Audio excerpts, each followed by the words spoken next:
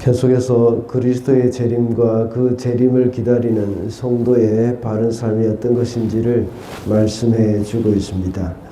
당시 데살로니가 성도들은 재림에 대한 강한 소망을 가지고 있었다고 했습니다. 그래서 언제 주님이 다시 오실 것인지 그 시기에 관심이 굉장히 많았다고 했습니다.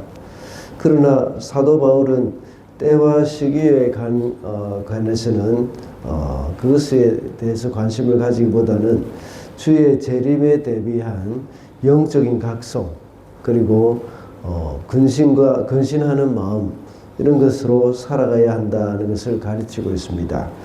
이렇게 하면서 사도 바울은 데살로니가 성도들에게 재림에 대한 올바른 신앙을 말씀을 해주면서 데살로니가 전서를 이렇게 마감을 하고 있습니다.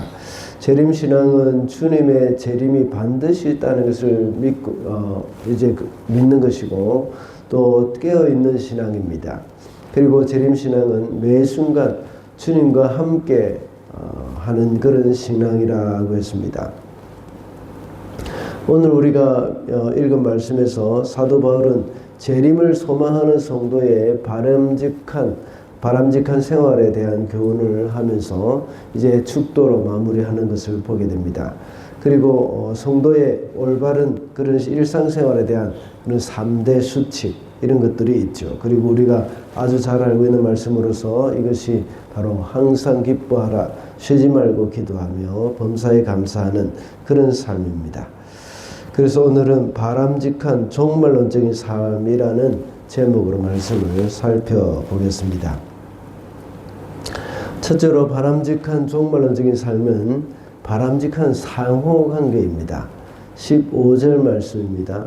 아무도 악으로 악을 갚지 말고 도리어 서로에게, 모든 사람에게 항상 좋은 일을 하려고 애쓰십시오.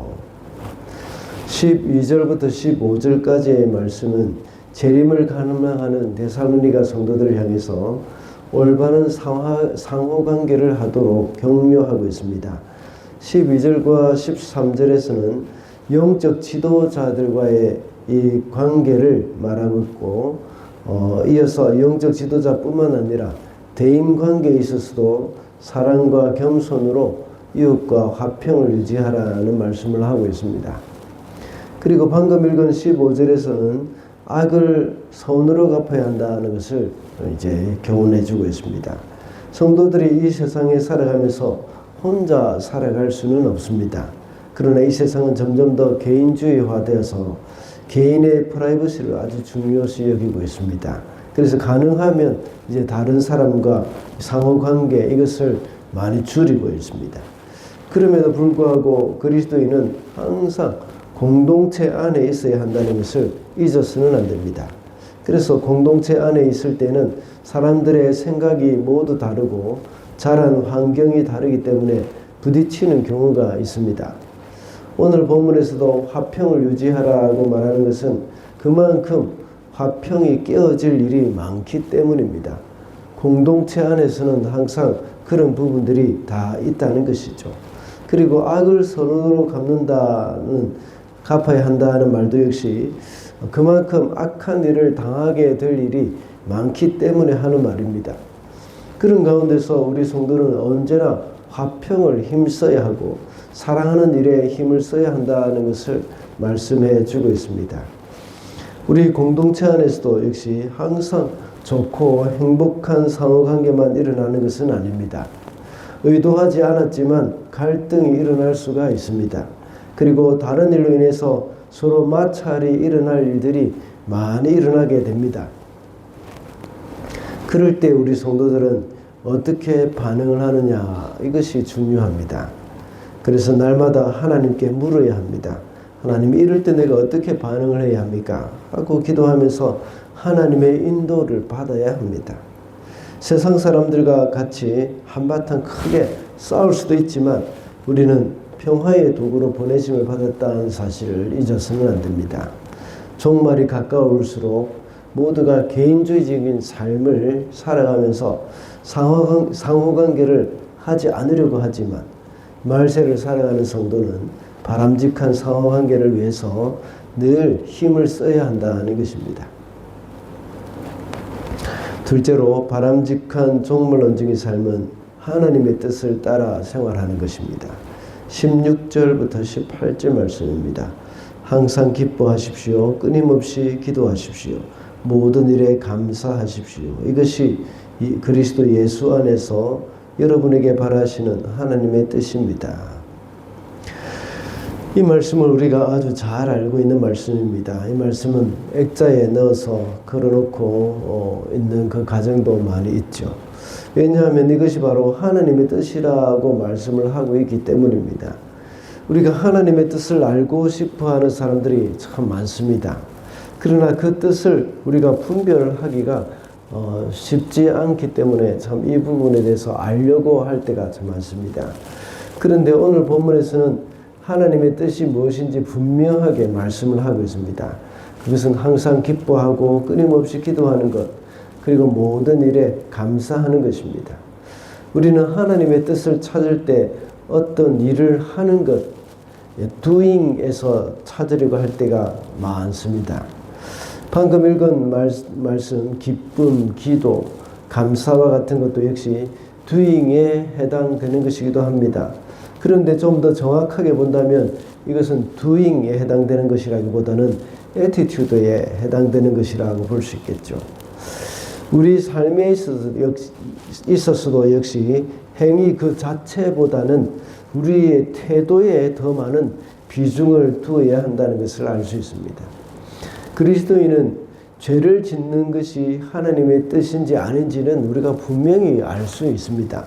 그런데 그 죄의 문제, 이것을 제외하고는 우리 행위에 대해서는 우리 어떤 태도나 자세가 더 중요하다는 것을 우리는 기억을 해야 합니다. 종말을 살아가는 우리를 향한 하나님의 뜻이 바로 올바른 태도, 올바른 목적, 올바른 마음 자세, 이것을 통해서 알 수가 있다는 것입니다. 우리가 같은 일을 한다고 하더라도 우리가 어떤 목적으로 하느냐, 어떤 태도를 가지고 있느냐, 이것을 하나님은 더 중요하게 보시는 겁니다. 그래서 하나님은 중심을 보신다고 이렇게 말씀을 하고 있지 않습니까? 그러므로 바람직한 종말론적인 삶은 우리가 행동하는 태도나 마음 자세가 더 중요한데, 이것이 바로 하나님의 뜻을 따라 생활하는 것임을 기억을 해야 하겠습니다. 마지막으로 바람직한 종말론적인 삶은 바람직한 영적인 생활입니다. 19절부터 22절 말씀입니다.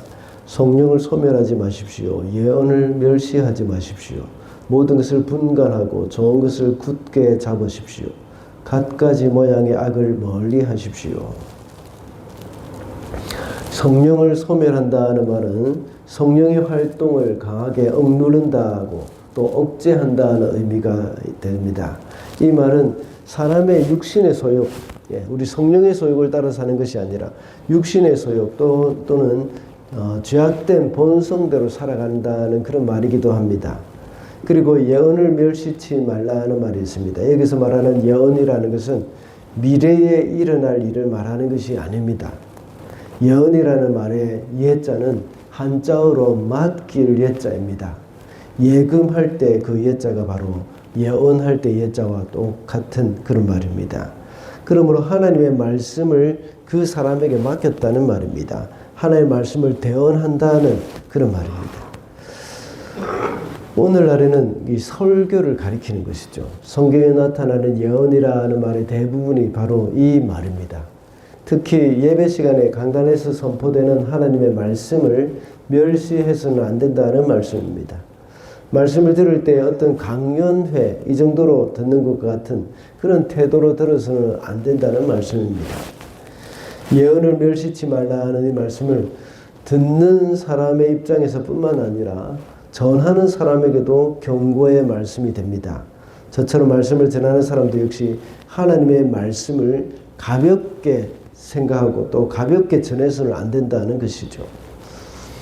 그리고 21절에서는 분별력을 가져야 한다는 말씀입니다.